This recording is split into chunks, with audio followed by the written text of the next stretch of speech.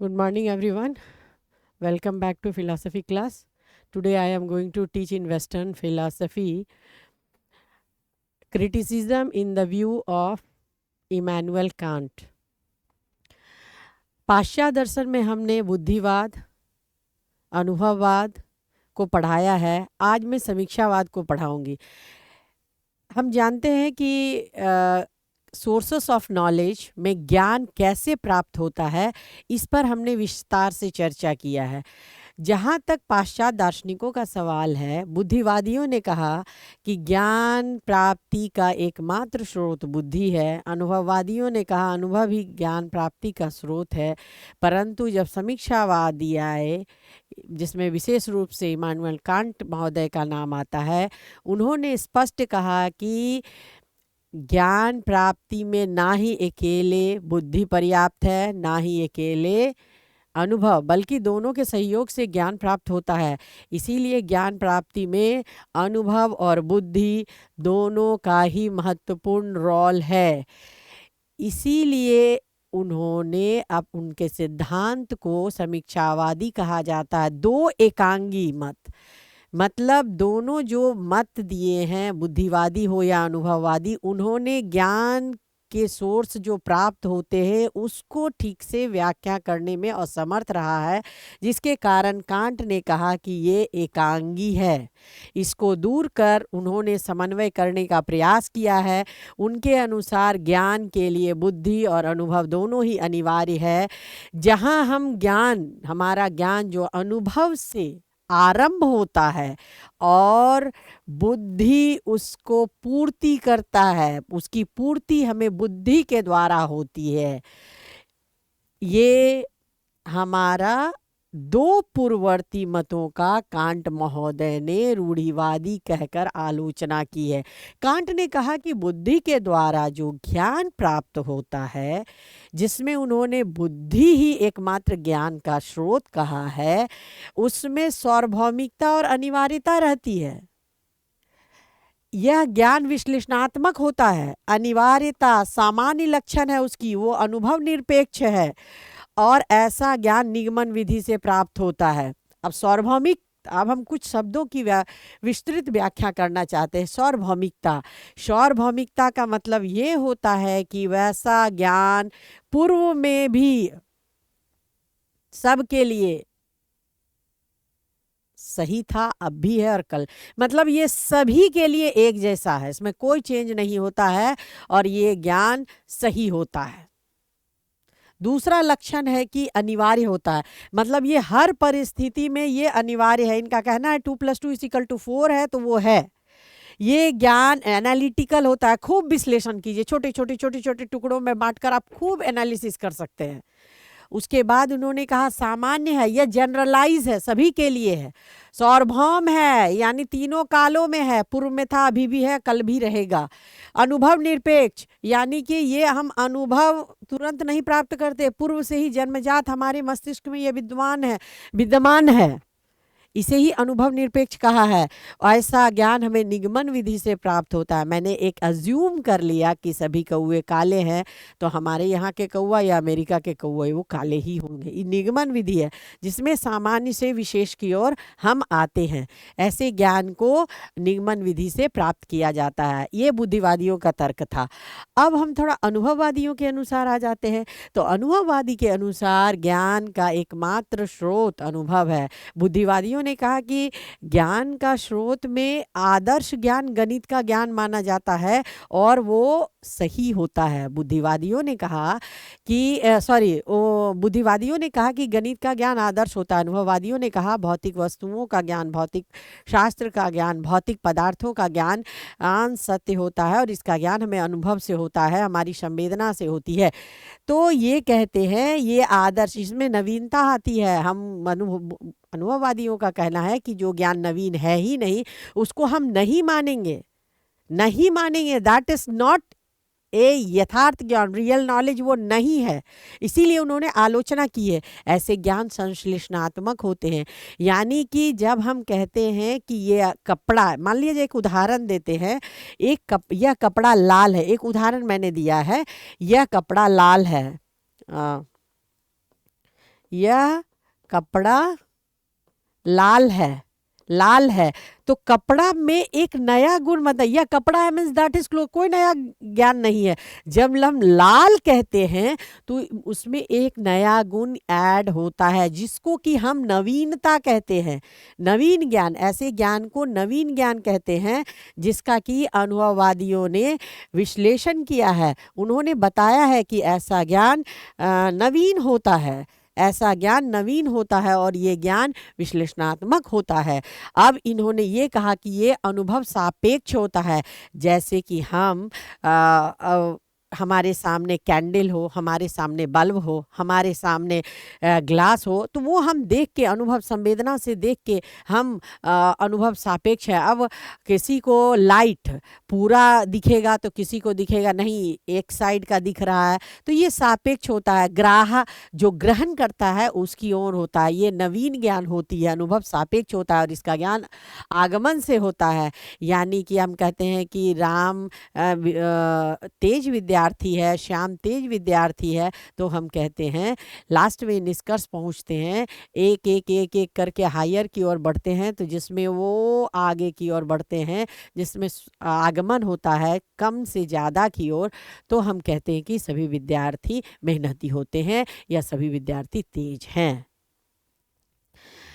तो ये आगमन विधि से इसका ज्ञान होता है। अब हम आएंगे, कांट का कहना है यथार्थ ज्ञान में बुद्धि और अनुभव दोनों ही होता है। बुद्धि और अनुभव, बुद्धि और अनुभव दोनों ही है, दोनों तत्व मौजूद रहने से ही उसमें ज्ञान होता है। अब उनका यह भी कहना है कि यथार्थ ज्ञान ए साइंथेटिक ए प्रायोरी, संश्लेषणात्मक प्रागानुभविक होता है। साइंथेटिक ए प्रायरी यानी इसमें संश्लेषण भी है और अनुभव निरपेक्ष भी है। ऐसा ज्ञान सार्वभौम होता है, अनिवार्य होता है और साथ साथ उसमें नवीनता भी आती है। यानी कि यूनिवर्सल है और नेसेसिटी है और न्यूनेस है, न्यू है, नवीन है। और ये संश्लेषणात्मक और विश्लेषणात्मक दोनों ही गुण पाया जाता है।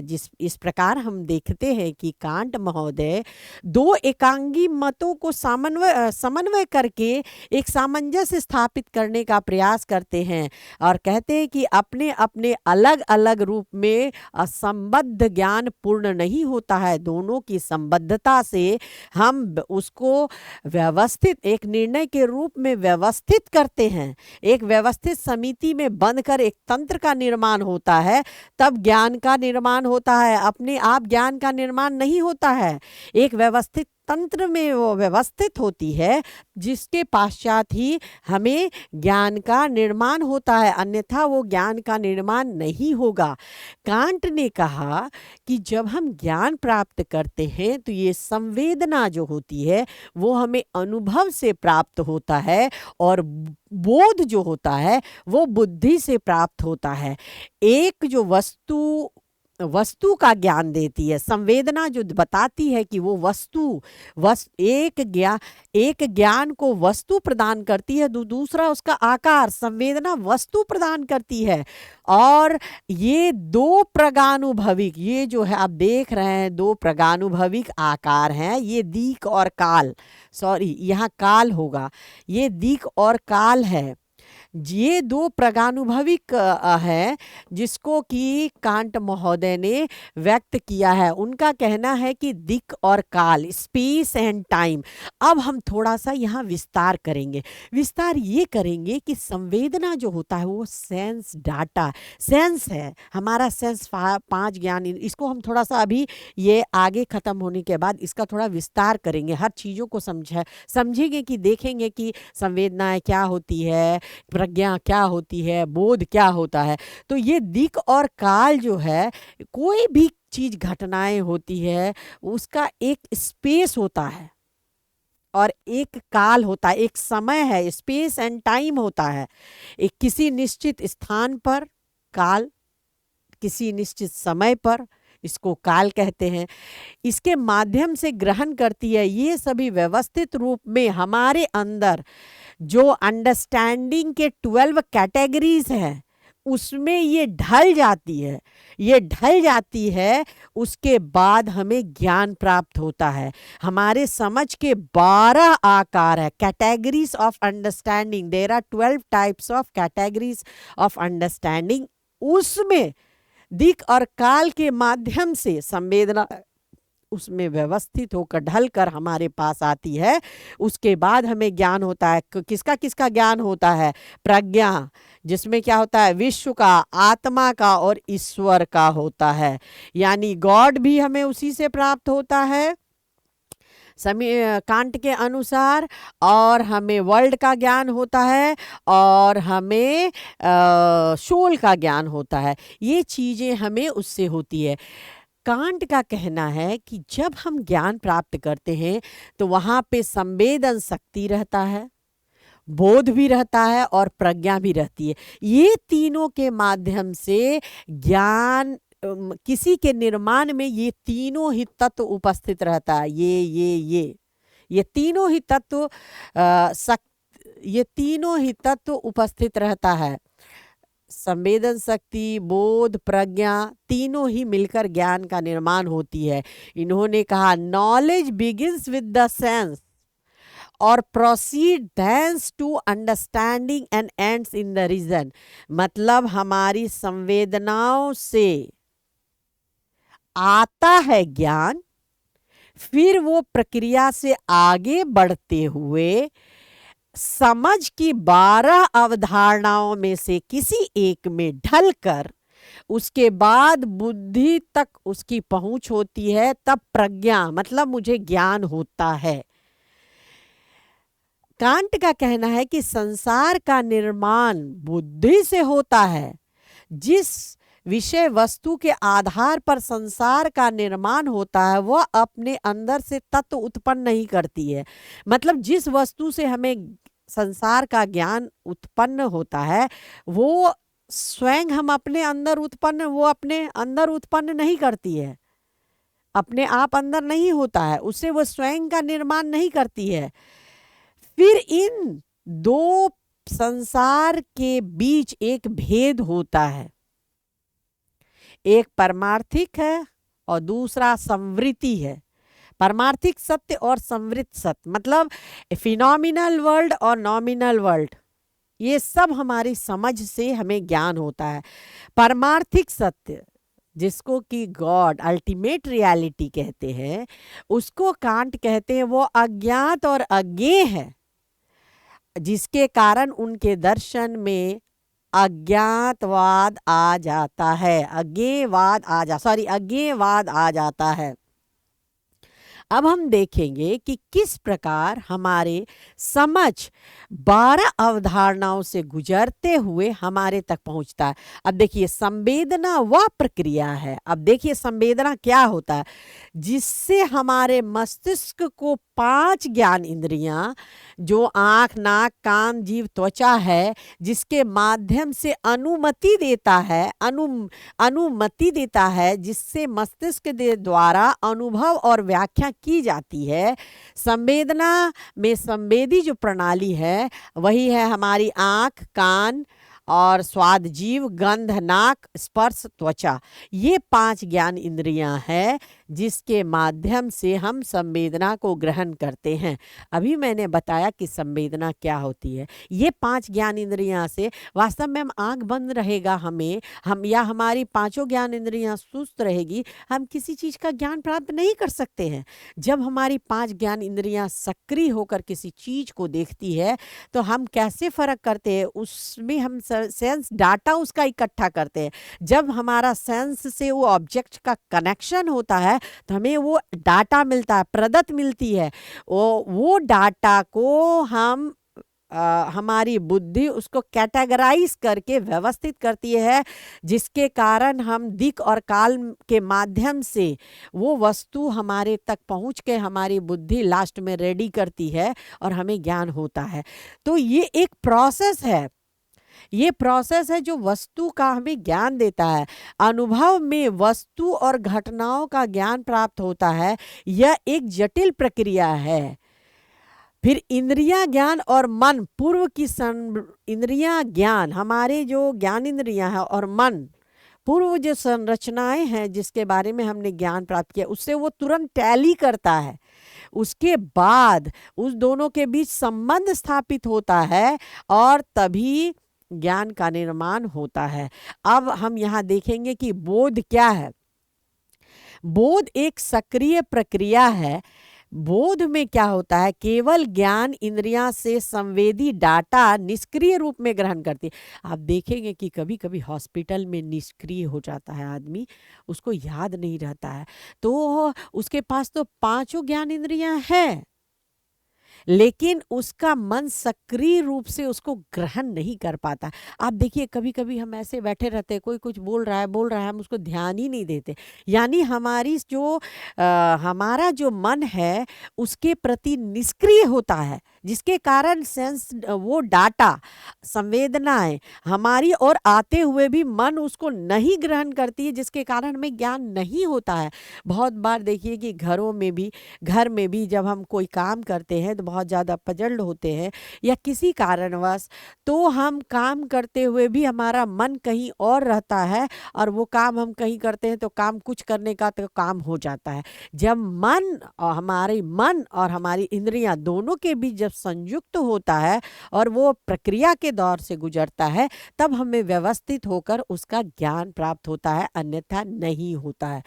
अब यहाँ हम देखेंगे कि किस प्रकार कांट ने इन सभी प्रक्रियाओं को, इन सभी जो ज्ञान की प्रक्रियाओं की है, किस प्रकार उन्होंने व्याख्या किया है। उन्होंने कहा है कि संवेदी डाटा निष्क्रिय रूप से ग्रहण करना नहीं है। बोध में है ना, जब डाटा हमें बोध होता है तो वो मन के पूर्व संरचनाएं जो समय काल स्थान है शामिल होती है। संवेदी डाटा आकार और अर्थ प्रदान करती है। जब सेंस डाटा होती है मन की संरचनाओं का संश्लेषण करती है और दोनों के बीच संश्लेषण कर दो, जैसे जो संवेदी डाटा है, मान लिया जाए हम संवेदी डाटा हम ये नहीं समझ पाते हैं तो घड़ा है, वो आकार प्रकार मिट्टी का एक बना है, ये डाटा इकट्ठा किया मैंने कि मिट्टी का एक बड़ा सा गोल आकार है, मुंह बनी हुई है और एक निश्चित हाइट है, आकार प्रकार रंग रूप है। ये सभी डाटा मेरी इंद्रियां ने इकट्ठा किया है। ये इंद्रियां जब इकट्ठा करती है तो मन उसको ढालती है, इस आकार प्रकार आकार देती है मन, तो उसमें ढलकर विशेष समय और काल से ढलकर संरचनाएं हमारी मन तक आती है। उसके बाद हमें बोध होता है। तो ये कच्चा माल, हमने कहा कि संवेदनाएं हमें कच्चा माल देती है और फिर मन पूर्व संरचनाओं के आधार पर उसको समझने का प्रयास करती है, जिसके बाद हमें उसका ज्ञान होता है। अब हम देखेंगे कि अंतर ज्ञान और समझ में क्या अंतर है। कांट का कहना है कि अंतर ज्ञान और समझ के संश्लेषण के रूप में वर्णित किया है। अंतर ज्ञान हमें संवेदना देती है जबकि समझ पूर्व संरचनाओं का केवल उपयोग करता है। अब हम अनुभवजन्य और बोध शुद्ध में, अनुभवजन्य जो अनुभव के द्वारा होता है, और जब हम शुद्ध बोध की बात करते हैं तो इंद्रियां के माध्यम से सब बुद्धि हमारा प्रज्ञा लास्ट तक पहुंचता है, तब ज्ञान का निर्माण हो जाता है, तो वो शुद्ध बुद्धि पर आधारित हो जाती है। इसी को हम कहते हैं बोध। अब कांट ये समझाने का प्रयास करते हैं कि अंतर मन और समझ के संश्लेषण के रूप में वर्णित करते हैं। तो अंतर ज्ञान जो होती है वो संवेदनाएं होती है जिसके आधार पर उसका ज्ञान होता है, ये डाटा होता है जिसके माध्यम से उसको इकट्ठा किया जाता है। अब यहाँ पर क्या है, हमने देखा है कि कांट ने किस प्रकार अनुभव और बुद्धि दोनों को समन्वय करने का प्रयास किया। अनुभव यानी कि हम किसी वस्तु को देखकर जब नवीनता के ज्ञान से हम नीचे उतरते हैं और उसको हमारी समझ के 12 संरचना अंडरस्टैंडिंग कैटेगरीज ऑफ अंडरस्टैंडिंग के 12 जो आकार है उसमें ढलकर हमारे तक आती है, तब हमें सोर्सेस ऑफ नॉलेज का जनरेट होता है। उसके पश्चात पश्चात ही हमें ज्ञान होता है। कांट यहाँ पे ये समझाने का प्रयास करते हैं कि किस प्रकार ज्ञान एक निश्चित प्रक्रिया से गुजरकर लास्ट में एक मंजिल तक पहुँचती है, जिसमें संवेदना और आकार दोनों मिलते हैं, उसके बाद ही समुचित ज्ञान होता है। कांट यहाँ प्रज्ञा को एक विशेष प्रकार से उन्होंने परिभाषित किया है। हमारे पास बुद्धि, ज्ञान और समझ, हम देखते हैं ये सब अलग अलग चीज़ें हैं। बुद्धि होती है जिसमें हम तर्क के माध्यम से हर वस्तु का एनालिसिस करके उसको समझते हैं। प्रज्ञा ये एक उच्चतर ज्ञान है जिसमें हम वहाँ पर शुद्ध बुद्धि काम करती है और वहाँ सहज और अंतर्निहित दुनिया का अनुभवजन्य ज्ञान प्राप्त करते हैं। उसके बाद कोई नैतिक निर्णय पर हम पहुँचते हैं जिसके माध्यम से हमें ज्ञान होता है। कांट ने न केवल बुद्धि को बल्कि साथ ही साथ तर्कों और अनुभवों के माध्यम से ही उसको व्याख्या करने का प्रयास किया है। ज्ञान हमारी समझ के अनुसार उसको व्यवस्थित करके हमें ज्ञान प्रदान करती है। कांट ने अपने जब उन्होंने प्रज्ञा की व्याख्या की तो उन्होंने विश्व को दो कैटेगरीज में बांटा, एक सैद्धांतिक और व्यवहारिक। सैद्धांतिक में हम कोई भी चीज को देखते हैं तो सिद्धांत के आधार पर चलते हैं, अमुक सिद्धांत के अनुसार ये करना चाहिए, ये करना चाहिए। लेकिन जब हम व्यवहारिक दुनिया में पाते हैं तो उसमें थोड़ा अंतर होता है। तो सिद्धांत हमें मदद करता है, लेकिन व्यवहारिक दुनिया में हमारे कार्य की संरचना वो हमारे बुद्धि और प्रज्ञा के सहयोग से अंतर्विवेक के द्वारा निर्णय लेकर ये प्रक्रियाएं बनती है, तत्पश्चात हमें ज्ञान होता है। इस प्रकार हम देखते हैं कि कांट ने बुद्धि, प्रज्ञा, समझ को एक उच्च रूप प्रदान किया है और इसी के माध्यम से वो व्याख्या करने का प्रयास करते हैं। कांट ने ज्ञान में संवेदनाएं, उसके बाद उन्होंने बोध, इसको एक व्यवस्थित रूप दिया है, देने का प्रयास किया है। इसके बावजूद जो आलोचक हैं उनके दर्शन की आलोचना करते हैं, क्योंकि हम जानते हैं कि कांट ने जब कैटेगरीज ऑफ अंडरस्टैंडिंग, जहां समीक्षावाद को एक निश्चित आधार देने का प्रयास किया है, तब आलोचक उनका कहना है कि साइंथेटिक ए प्रायरी जजमेंट होता ही नहीं है, ये मनोवैज्ञानिक की जगह एक मनगढ़ंत विश्लेषण है। फिर कांट ने कहा है, जब वो व्याख्या करते हैं, कहते हैं संवेदनाएं जो होती है अव्यवस्थित होती है और असंबद्ध होती है, ऐसा उन्होंने कहा था। तो विलियम जेम्स कहते हैं कि ये उनका मानना कांट का गलत है, क्योंकि संवेदनाएं काफ़ी हद तक व्यवस्थित और संबद्ध होती है, उसके पश्चात ही हमें ज्ञान होता है, अन्यथा नहीं होगा। कांट ने जैसे कहा है कि साइंथेटिक ए प्रायरी, साइंथेटिक ये विश्लेषणात्मक, ये साइंथेटिक ये संश्लेषणात्मक हुआ, और प्रायरी जो हम जजमेंट करते हैं ये विश्लेषणात्मक।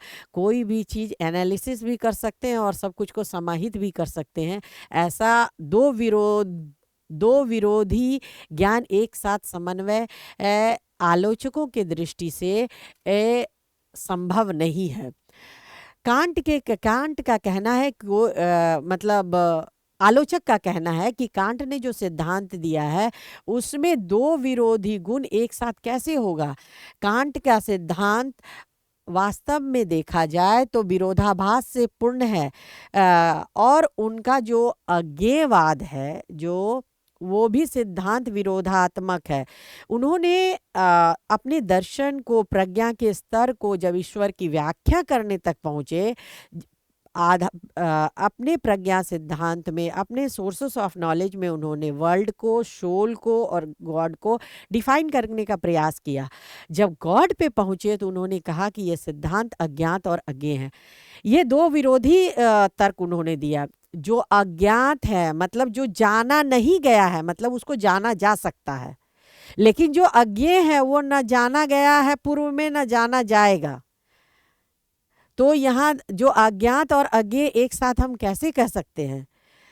फिर भी इनके सिद्धांत की इतनी समीक्षा होने के बावजूद भी इन्होंने इनका महत्व है। इसके पीछे का तर्क ये है कि ये बिल्कुल ही तार्किक अपना एक तार्किक आधार, सोर्सेस ऑफ नॉलेज को देते हैं, एक तार्किक आधार पर वर्ल्ड और भौतिक दुनिया को की व्याख्या करने का प्रयास किया है। वो एक वैज्ञानिक दृष्टिकोण देते हैं। उनके दर्शन में समन्वयवाद है। उसके दर्शन से ये प्रेरणा मिलती है कि जहाँ पर आ, विरोध हो वहाँ पर समन्वय का गुंजाइश हो सकता है, और साथ ही साथ व्यवहारिक विश्व की व्याख्या करने में सफल होता है। हम इस प्रकार हमने पिछले दो क्लासेस में वेस्टर्न फिलॉसफी की जो हमने व्याख्या की है, उसमें बुद्धिवाद, अनुभववाद दोनों को मैंने विस्तार से बतलाया, और आज समीक्षावाद है। अब आगे के कक्षा में मैं दूसरे सिद्धांतों पर भी चर्चा करूंगी। तब तक के लिए धन्यवाद। ऑफ कीजिए ना, ताली ठोकने में लगी है। अज्ञेय और अज्ञात।